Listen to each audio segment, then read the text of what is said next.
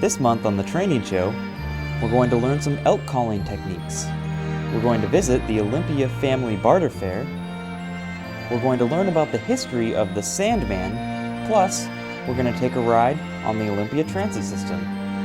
So grab a cup of hot cocoa because the TCTV Training Show is coming up next.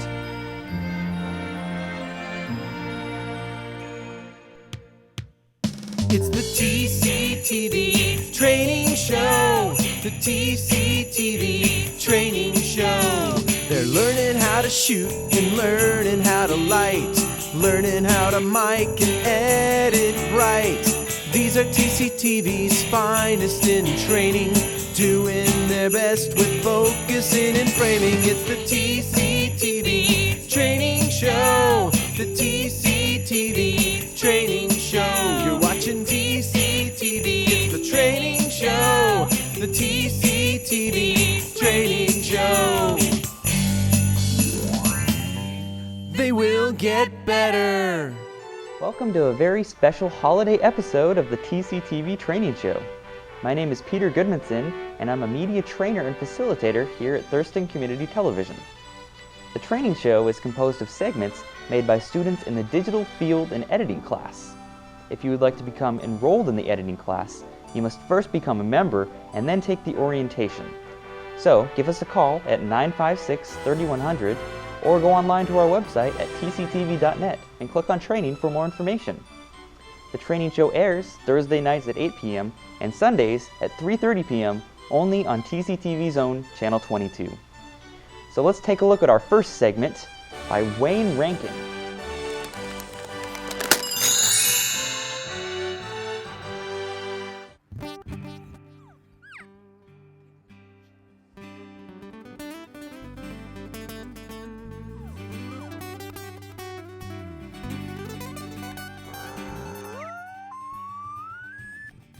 Hello everybody, and thank you very much for joining me and giving me the opportunity to help you learn how to call elk, which I've been able to do for the last 20 years pretty successfully. My mission for this video is to make sure when you're done with it that you practice the techniques that are used, and I can almost guarantee you they will help you in your elk hunting success. A little bit of my background: I've been a hunting guide for a few years now, and I've been very successful hunting. I've taken many bulls, and my friends and friends all over the country, clients have been very successful from almost strictly calling elk. We don't really stalk elk. We prefer to call them. And so I'm going to share with you today the techniques that I've learned and the practice techniques that make the difference. If you practice those techniques, like I'm going to show you, it will make a difference, I can guarantee you that. Let's get started. Now, let's just say I'm a first-time elk caller and I want to go get started into this elk calling stuff. I went to a seminar and I saw a few things. What do? First thing you do is you go into your local pro shop and you look at their calls and you ask questions. Any good pro shop is going to have someone there that will show you the right calls to get started. Okay, I'm going to do that today for you, but when you go to a pro shop, that's what I want you to do. Ask questions and they will help you to get started. So my suggestion is, when you first go get started in calling the elk and wanting to learn how to call the elk, you need to start with the calls that are easiest for a person to learn on. And in the diaphragm reed calls, which are these type of calls right here, they have latex and they fit in the top of your mouth. And the ones that I prefer are the palate plate. They have a plate right here, and that helps you control the notes and the tones. You can't blow too hard with this, okay? And the way you use these, to be very careful, you always want to make sure to put them in your mouth with the top up, the palate plate up. Okay.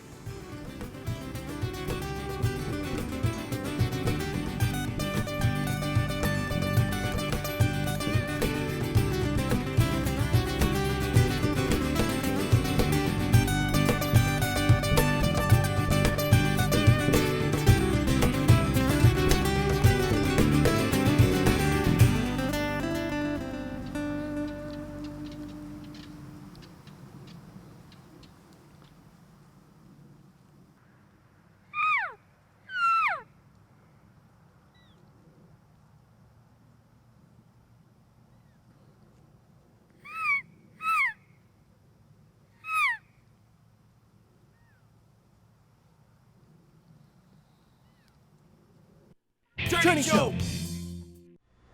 Wayne, you had a great introduction. There were a lot of really neat elements. You had titles alongside pictures, and they were spaced in such a way that they looked pleasing, and you also had different colors on your text. The texts were pretty easy to read, and so that was well executed. Good job. You also had a great variety of shots throughout your piece. Your instructor talked about specific things from one of the sets on our Studio A, which I recognized, but you also had lots of different cutaways, B-roll, for some of the animals in the field, and you also had this really cool shot of a scope that you were looking through at one of the animals, and that was really, really powerful shot because it was something original that I had never seen before. I almost expected Bond to walk out and shoot the camera, but I guess that didn't happen. Now, in one of your scenes, I noticed that you had some kind of 3D push transition, and that took a lot longer than it probably should have. You could see him talking on both of the screens at once, and so it was hard to know which one was still talking and the sound was cutting out of both, and it really should have just gone a lot quicker through that area. There are lots of different transitions you can use, and some of them are gaudier than others, kind of like my Christmas sweater. But you can use like a wipe transition or like a normal push without the 3D element, or just do that a lot quicker in the future. But it's always fun to experiment with some of the new features in Final Cut if you're new to it, so you know, I'm not going to hold it against you.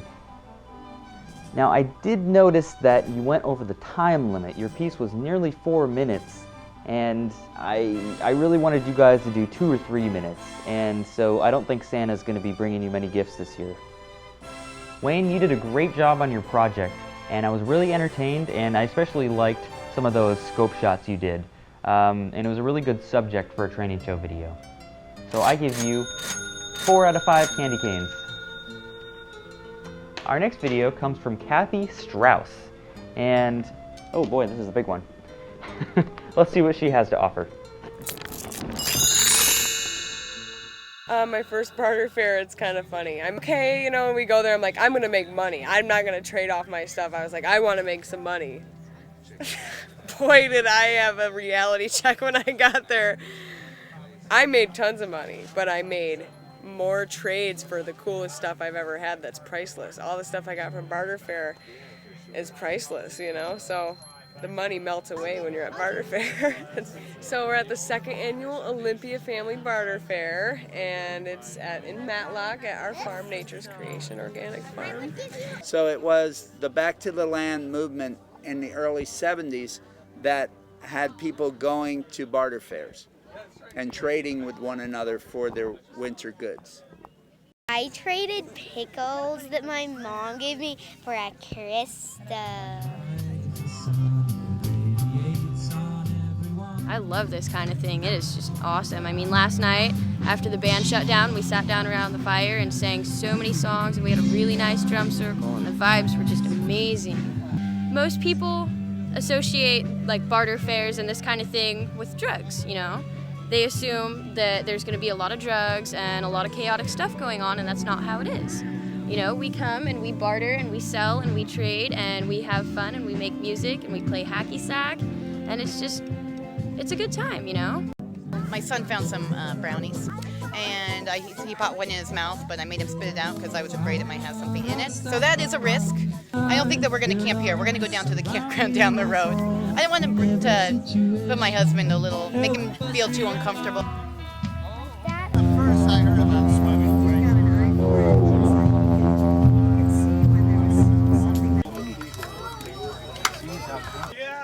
You get a lot different feel about like if you buy something with money, it makes you feel like the person that's selling you something doesn't really care that you're buying anything. They don't care. They just want money, and then it fills you up with this greedy feeling. But if you're like just trading stuff for stuff, it feels a lot different. I'm trading 2 walnut chocolate chip cookies for an awesome tie-dye sweatshirt. Tie-dye hoodie with the sunburst on the head, so no one's going to lose you in the dark. That's for darn sure right there. There's a lot of satisfaction in just knowing that there's people wearing my tie-dyes, and I think that tie-dyes make people happy, And as a matter of fact, I've got tie-dyed onesies because I think there's nothing happier than a tie-dyed baby. I come with the attitude of I want to trade to get my kids different gifts and gifts for other people. And what I bring, I want to trade. So usually it goes.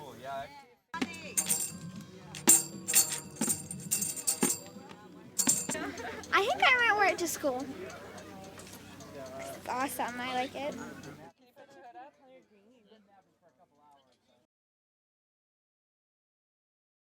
TCTV Training Show. Well, Kathy, good job on your project. I was entertained. It was a pretty entertaining subject, and I want to go to one of those at some point. So you had a lot of great shots in your video, such as people dancing, people playing different instruments, the tambourine and the didgeridoo, and a lot of just different cool elements inside your video. On some parts of your video, there was background music behind the interview, and when you cut to a different scene abruptly, sometimes that music just shut off and you could really tell where the edge was. And so that might be appropriate for a crossfade at that moment. You can always add, of course, music in post into the background. It won't be as spontaneous, obviously, so you won't have people dancing to it at your event, but that way you can sometimes have more control too over when music cuts in and out. So keep that in mind as well. Some of your interviews were out in the sunlight and some were in shade, and some people had crazy shadows and some people were just darker than others. So just be careful how you shoot different interviews and think in your head just how it's going to look when it's all composited together in the end, because you're seeing a lot of different images in quick succession, in 3 or 4 minutes, and so you want to make sure that they look pretty similar in tone and in exposure. Now at the end, the kid was still talking, but it cut to black a little bit early, even before the credits started, so I'm not sure what went wrong there. It looked like there was a clip that almost went missing for a second. Maybe it'll be a Christmas miracle and by the time this airs it'll show up, but who knows. Well, Kathy, good job on your video. I was pretty entertained the entire way through. So I give you 3 out of 5 candy canes. Our next video comes from Devin Reed, and well, this present's been around here for a while. I guess let's open it up and see what's inside.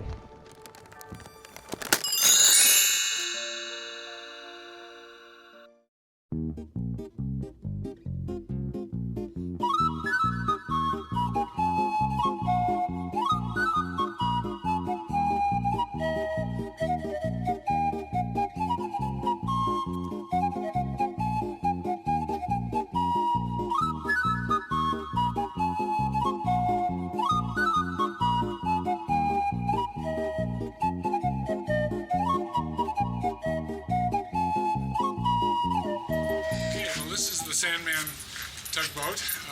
This boat was built or launched in 1910, and she's been a fixture on the Olympia waterfront ever since. Basically, the boat's 98 years old now, and for 75 years this was a working commercial tugboat. And to the best of our knowledge, it's the only tugboat or workboat of its kind that was always based here in Olympia. She had a working life of about 75 years, and during that time period, she had 4 different owners, but they were all local people. As an example, the person who built the boat, his name was Weston, and he owned the Olympia Sand and Gravel Company.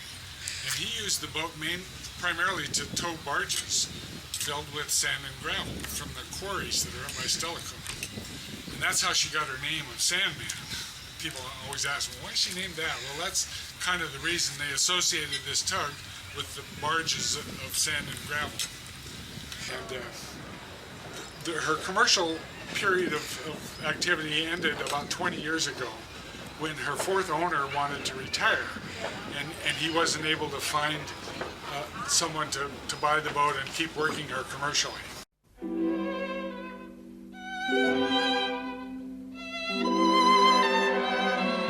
Right. The boat sank just about 10 years ago now. It was in October of '98.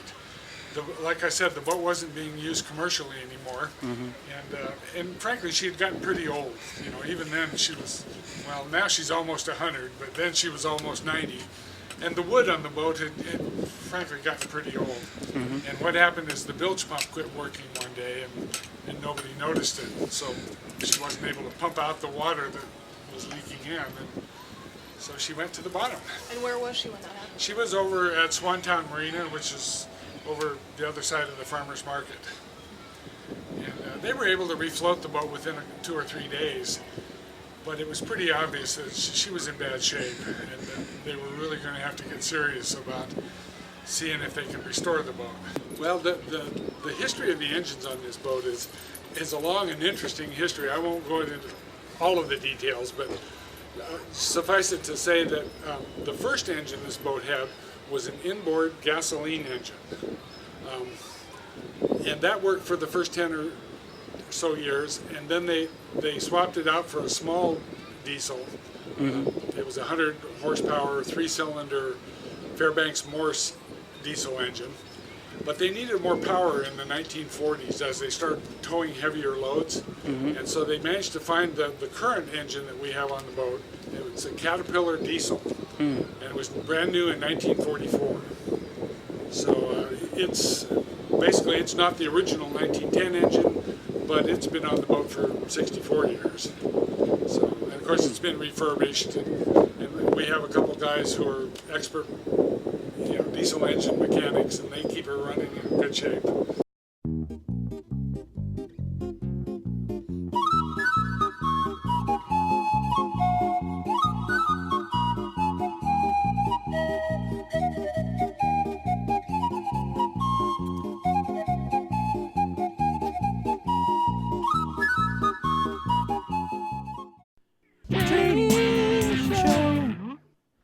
Well, Devin, nice job with your project.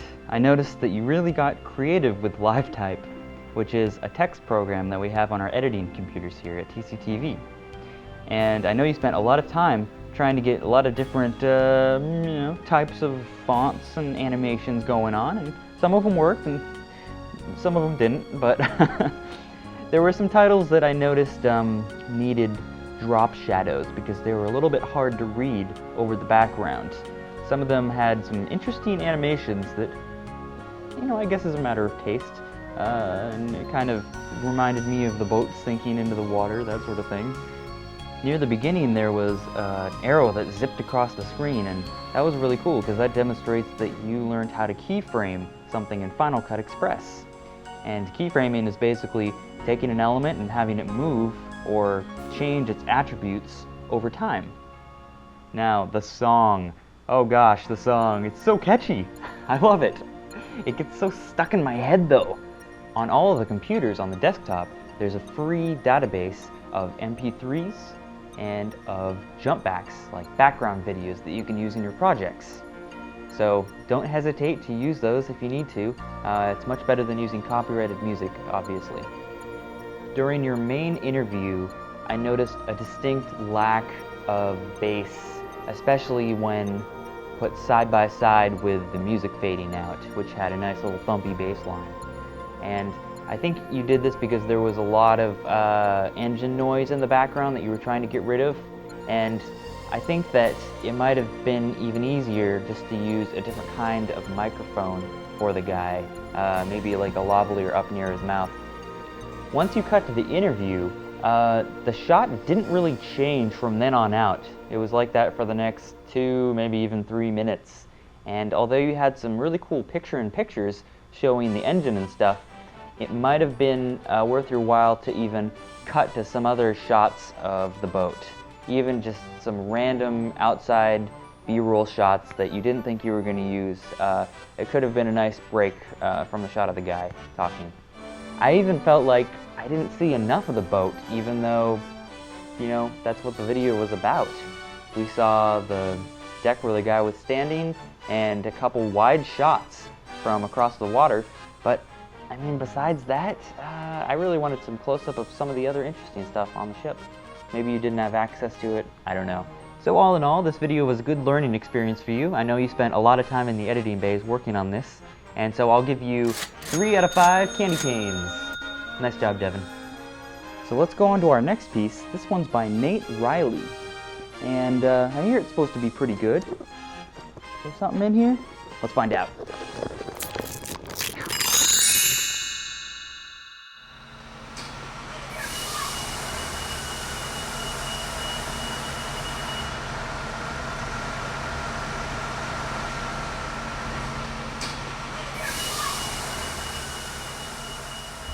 My name's Karen and this is my daughter Ivy, and we're smart commuters.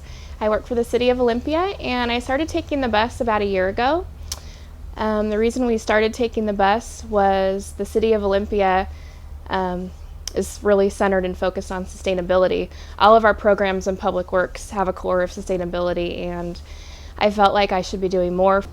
So I started taking the bus, and we get up about 5 in the morning and get all bundled up for the weather and walk to the bus. We have about a 2-block walk in the morning, and Ivy walks by herself and she has her little backpack. She likes walking to the bus stop. She can look up at the sky and see the moon if the moon's out, or point out birds and trees. So she enjoys the walk. The bus ride itself, it's probably the only 15 minutes a day that we get to spend just the two of us.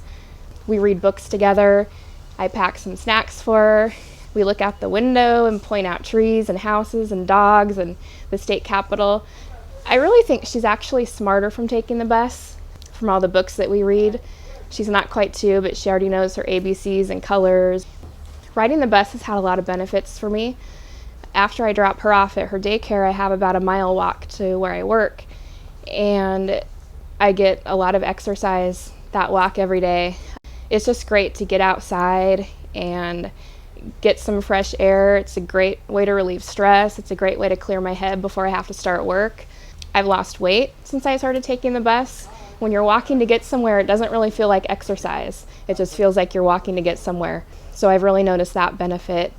And I'm teaching my kids sustainability, putting it in action. A lot of times during the summer, we'll take the bus. Our whole family will take the bus downtown to Lake Fair, different events, and we don't have to pay for parking.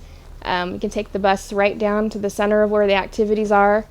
And I'm teaching my kids that, yeah, we have a car and it's okay if we leave it at home in the driveway sometimes. I would definitely recommend anyone to take the bus just to give it a try.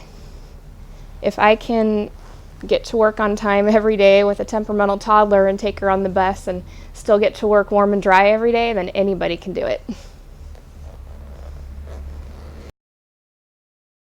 Training Show! Well, Nate, I'm pretty much speechless. I had trouble coming up with things to critique about this video because it was so well executed already.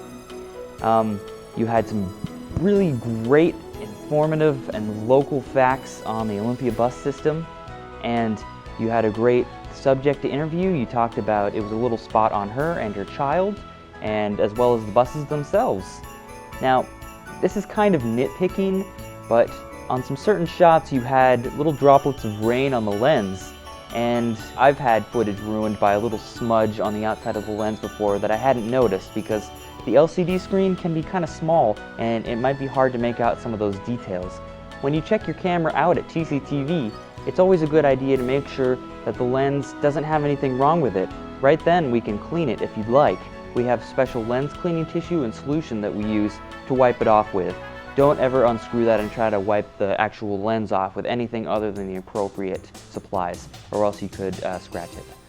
One of the clips in her video was shot from down near the sidewalk, maybe kind of where the 2-year-old's point of view would be from. And so that was a really interesting way to kind of give some variety to your shots. One thing I gotta say is that you kept your piece under 3 minutes, and I was very happy to see that after 3 people who didn't do that. So Santa's going to be bringing you lots of presents this year. Yeah, mark my words. Nate, your segment was nearly perfect, and because of that, I'm giving you 5 out of 5 shiny candy canes. Good job, and I hope to see more from you in the future. Well, that's all the time we have for today. Thank you for joining me on my little fireside chat. Remember, the training show airs Thursday nights at 8 p.m. and Sundays at 3:30 only on TCTV's own Channel 22.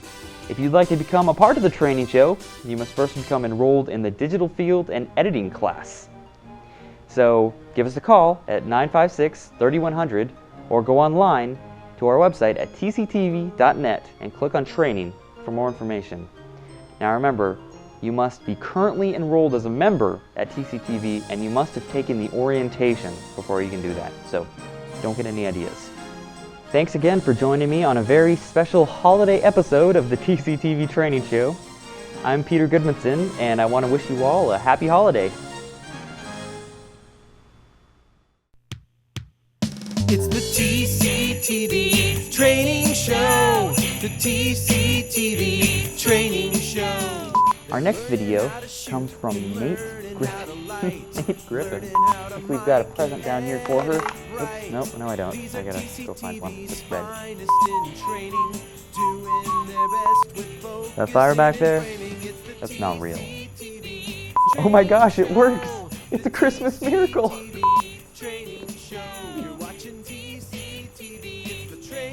I can hear the ocean. The TCTV Training Show. They will get better.